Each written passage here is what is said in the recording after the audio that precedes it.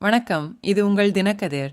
திமுக அரசின் கீழ் விவசாயிகளை பாதிக்கும் பிரச்சினைகள் குறித்து இடதுசாரிகள் மௌனம் காத்து வருவதை அதிமுக பொதுச் செயலாளர் எடப்பாடி கே.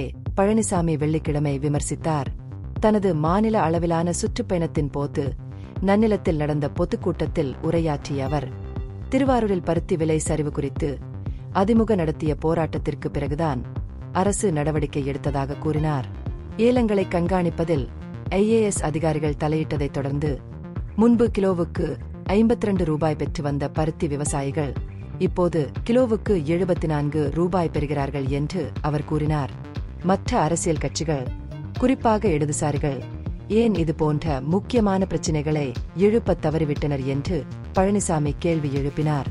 திமுகவிடமிருந்து நன்கொடைகளை பெற்ற பிறகு பொது காரணங்களுக்காக போராட்டம் நடத்தும் பாரம்பரியத்தை அவர்கள் கைவிட்டதாக அவர் குற்றம் சாட்டினார். இது 2019ஆம் ஆண்டு ஆளும் கட்சியின் தேர்தல் செலவு பிரமாண பத்திரத்தில் இடதுசாரி கட்சிகளுக்கு செலுத்தப்பட்ட பணம் குறித்த விவரங்களை குறிப்பிட்டுள்ளார். திமுகவின் பக்கம் தனது கவனத்தை திருப்பிய பழனிசாமி, பொதுமக்களை சென்றடைவதற்கான அரசின் அணுகுமுறையை கேலி செய்தார். உங்கள் தொகுதியில் ஸ்டாலின், முதல்வரின் முகவரி, உங்களுடன் ஸ்டாலின் போன்ற பல்வேறு முயற்சிகள் அடிப்படையில் வெவ்வேறு பெயர்களில் ஒரே திட்டமாகும் என்று சுட்டிக்காட்டினார். இந்த தந்திரோபாயத்தின் மூலம் அரசாங்கம் வேண்டுமென்றே மக்களிடையே குழப்பத்தை ஏற்படுத்துகிறது என்றும் அவர் குற்றம் சாட்டினார். திமுகவின் நடந்து வரும் ஓரணில் தமிழ்நாடு பிரச்சாரத்தையும் அவர் விமர்சித்தார்.